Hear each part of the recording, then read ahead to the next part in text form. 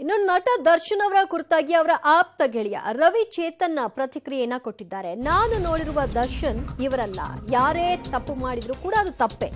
ನಾನು ಈ ಒಂದು ಘಟನಾವಳಿಗಳನ್ನ ಆಲಿಸಿದ ನಂತರದಲ್ಲಿ ನಿಜಕ್ಕೂ ಕೂಡ ಶಾಕ್ ಆಯ್ತು. ಹೀಗೂ ಸಾಧ್ಯನಾ ಅಂತ ನಾನು ಅಂದುಕೊಂಡೆ. ನಮ್ಮ ಫ್ರೆಂಡ್ ಸರ್ಕಲೇ ಬೇರೆ ಇತ್ತು. ಈ ಕೇಸ್ನಲ್ಲಿ ಹೊಸ ಮುಖಗಳನ್ನ ನೋಡ್ತಾ ಇದ್ದೀವಿ. ಯಾರು ಅಂತ ಗೊತ್ತಿಲ್ಲ, ಎಲ್ಲಿಂದ ಬಂದ್ರು ಅನ್ನೋದು ಗೊತ್ತಾಗ್ತಿಲ್ಲ ಅಂತ ಪಬ್ಲಿಕ್ ಟಿವಿಗೆ ನಟ ರವಿ ಚೇತನ್ ದರ್ಶನ್ ಕುರಿತಾಗಿ ಮಾತನಾಡೋ ಮೂಲಕವಾಗಿ ಈ ಘಟನೆಯಲ್ಲಿ ಭಾಗಿಯಾಗಿರ್ತಕ್ಕಂಥ ಇತರೆ ಆರೋಪಿಗಳೆಲ್ಲರೂ ಕೂಡ ಹೊಸ ಮುಖಗಳು, ನಮ್ಮ ಫ್ರೆಂಡ್ ಸರ್ಕಲ್ನಲ್ಲಿ ಇವ್ರು ಯಾರು ಇಲ್ಲ ಅನ್ನೋದ್ರ ಬಗ್ಗೆ ಕೂಡ ಮಾತನಾಡಿದ್ದಾರೆ.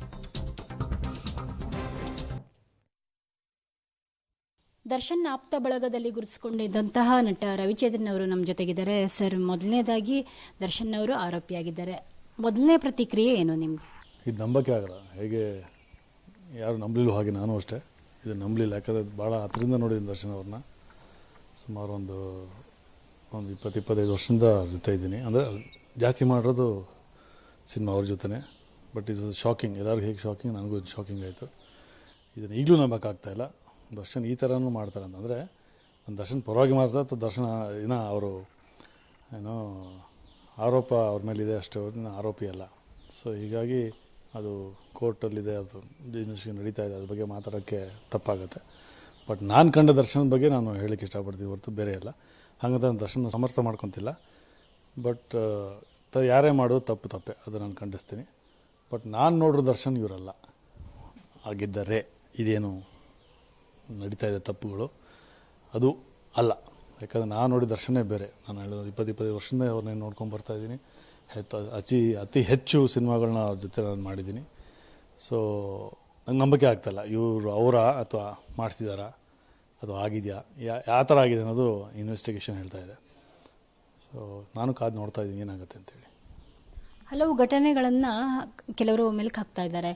ಸಿನಿಮಾ ಸೆಟ್ಟಲ್ಲಿ ಸ್ವಲ್ಪ ಕ್ರೂರವಾಗಿ ನಡ್ಕೊಳ್ತಾ ಇದ್ರು ಅಂತ ಹೇಳಿ ತಮ್ಮ ಗಮನಕ್ಕೆ ಬಂದಿತ್ತಾ? ತಾವು ಜೊತೆಗೆ ನಡೆಸಬೇಕಾದ್ರೆ ಆ ಥರದ ಇನ್ಸಿಡೆಂಟ್ ಏನಾದರೂ ಆಗಿತ್ತಾ? ಸುಳ್ಳು ಸೆಟ್ಟಲ್ಲಿ ಚಾನ್ಸೇ ಇಲ್ಲ.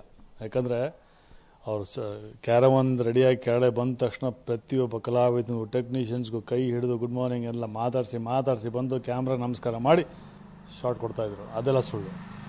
ಯಾವ್ದಿದೆ ಅದನ್ನ ಹೇಳಬೇಕು. ಸುಮ್ಮನೆ ಅವೆಲ್ಲ ಹುಟ್ಟಿಸ್ಕೊಂಡು ಅವೆಲ್ಲ ಹೇಳೋದು ತಪ್ಪಾಗತ್ತೆ.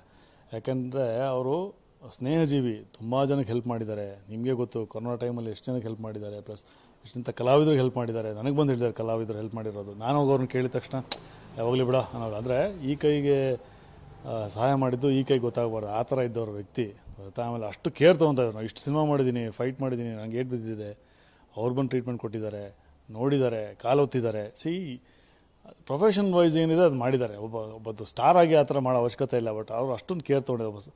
ಒಬ್ಬ ಸಹ ಕಲಾವಿದನಿಗೆ ಅಷ್ಟು ಕೇರ್ ತೊಗೊತಾಯಿದ್ರು. ಅದ್ರ ಬಗ್ಗೆ ಎರಡು ಮಾತಿಲ್ಲ. ನಾನು ಈಗಲೂ ಹೇಳ್ತೀನಿ, ಚಾಲೆಂಜ್ ಮಾಡಿ ಹೇಳ್ತೀನಿ, ದರ್ಶನ್ ಜೊತೆ ಅಷ್ಟು ಫೈಟ್ ಮಾಡೋಷ್ಟು ನಾನು ಯಾವ ಹೀರೋದನ್ನು ಫೈಟ್ ಮಾಡಿಲ್ಲ. ಬಟ್ ಅವರು ಫೈಟಿಂಗ್ದು ಟೈಮಿಂಗ್ ಇದೆಯಲ್ಲ, ಸೂಪರ್.